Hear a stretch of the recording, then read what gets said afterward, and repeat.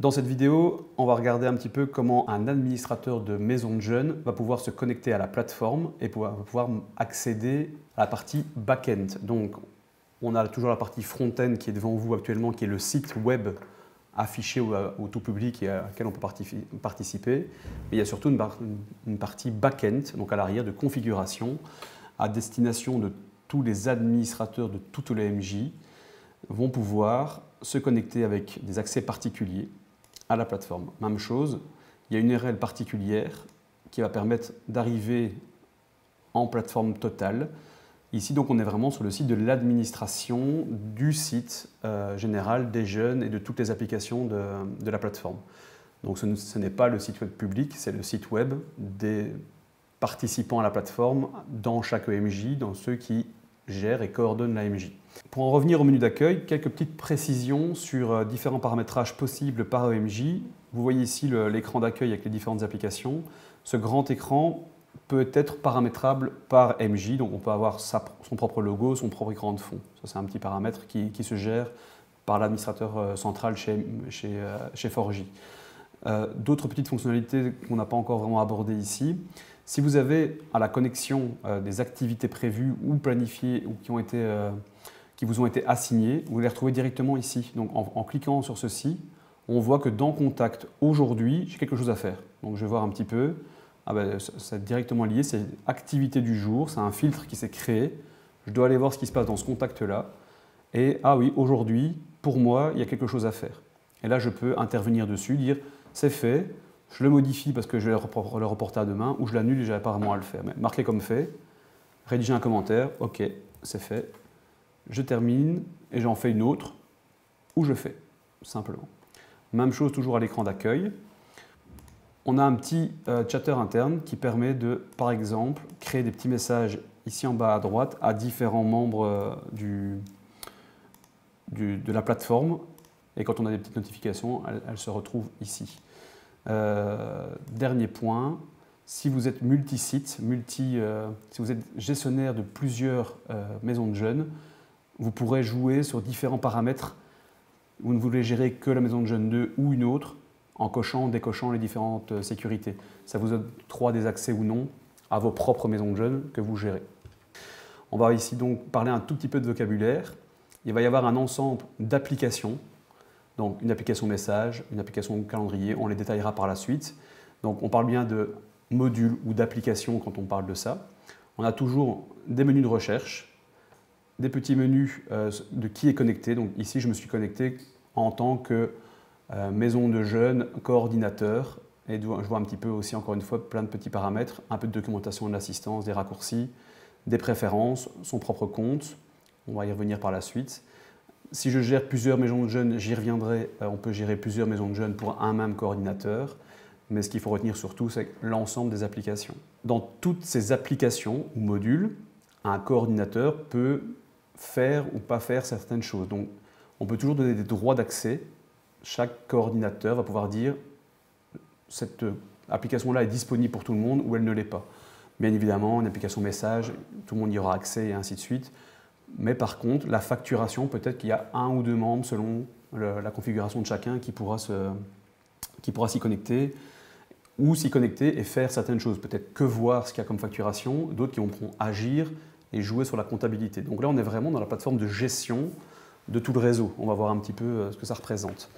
Dans tous les modules, c'est toujours un peu la même idée. J'ai pris le module membre, mais les autres seront toujours un peu dans la même optique. C'est toujours une grande bande bleue ou autre couleur, mais une grande bande au-dessus avec le menu principal. Donc le fait d'appuyer sur les petits carrés revient au menu principal. Toujours le titre, des menus spécifiques ici éventuellement, mais toujours un peu les mêmes, des listes, des analyses et des configurations.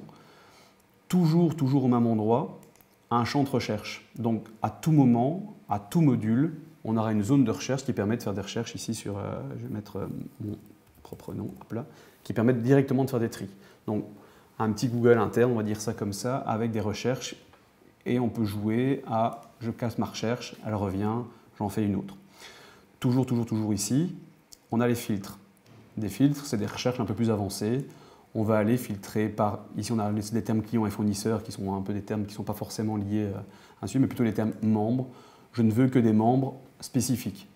Je ne voudrais que filtrer que ceux dont la date de début d'inscription, encore une fois les termes vont être liés à chaque AMJ, donc on verra un petit peu. En novembre, il n'y en a pas ici, on voit un peu qui se serait inscrit au trimestre 4, 3, 2, 1. Donc on va pouvoir jouer sur des filtres et à chaque proposition ici de jouer sur des dates d'inscription ou de désinscription par exemple.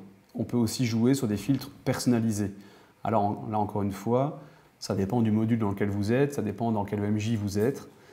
Vous allez pouvoir effectivement aller chercher tous les champs de toutes les inscriptions, de toutes les possibilités des différents modules. Ici, on a le module membres. On va pouvoir aller voir les abonnés, les canaux de préférence, ceux qui sont actifs, ceux qui ont une adhésion à telle date, ceux qui ont des adresses de facturation ou non.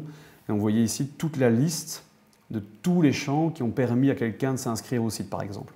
Donc, on ne va pas rentrer dans le détail, mais on pourrait vraiment faire des filtres très précis pour arriver à sélectionner dans une grande liste de membres quelques membres à cibler, par exemple, pour une communication très spécifique dans certains cas. Donc ceci, ce sont des filtres. On peut donc en faire plusieurs. On peut faire des regroupements, de dire je veux, encore une fois, il y a des termes qui ne sont pas spécifiques à cette EMJ ici, on peut regrouper les états d'adhésion ensemble. C'est déjà ici ce qui est le cas en fait. Donc on peut faire différents regroupements. On peut ajouter aussi, même chose, des groupes personnalisés et jouer sur je veux tous ceux qui sont regroupés par code postal, par exemple, c'est un exemple. Hein, mais voilà, et ça permet de voir directement tous les membres de l'AMJ de test ici qui sont recoupés par code postaux. Ça peut être très bien pour cibler quelque chose. Encore une petite possibilité, on peut sauver la recherche en cours et en faire sa recherche par défaut.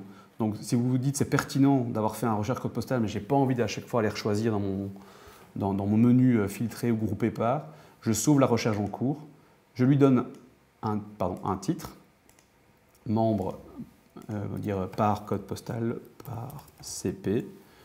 Je l'utilise par défaut. Si je coche ceci, à chaque fois que je vais ouvrir cette vue-là, c'est cette recherche-là qui va apparaître devant moi.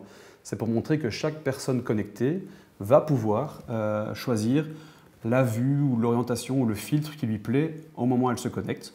Bien évidemment, tout ça est modifiable par la suite. Donc par défaut, ça veut dire ça. Et partager avec tous les utilisateurs, c'est dire, moi j'ai créé ça, j'ai fait une longue recherche, je l'ai bien précisé, je la mets à disposition de tout mon réseau, en tout cas local, le réseau de la Maison des Jeunes 2 ici, en sauvegardant. Les autres membres qui se connecteront par la suite verront dans les favoris ou dans les regroupés par celui ou celle que les codes postaux ont permis de faire. Toujours dans la zone, dans tous les modules, dans toutes les zones de recherche, on a toujours des petits boutons qui apparaissent ici en haut à droite qui permettent d'afficher ici, vous voyez des vues avec des photos de membres. Ça peut être pertinent pour des membres, peut-être beaucoup moins pour des factures par exemple. Mais à tout moment, on peut préférer une vue liste qui permet de lister donc, directement juste un peu à la Excel, je vais dire ça comme ça, de voir un petit peu les choses. Surtout, ce genre de liste-ci permet surtout de sélectionner certains membres ou tous les membres et de faire des opérations dessus. Donc, je suis en vue classique, je suis en vue listing, et le fait d'avoir activé ma vue listing me permet de déclencher sur la sélection, quand je sélectionne 1, 2 ou 3 membres, des actions. Je ne sais pas si vous avez bien remarqué, je vais le refaire. On était en vue classique, pas de bouton action. Je clique ici pour le montrer. Je passe en vue liste, je sélectionne un membre. Hop, de chaque côté. Le bouton action est apparu.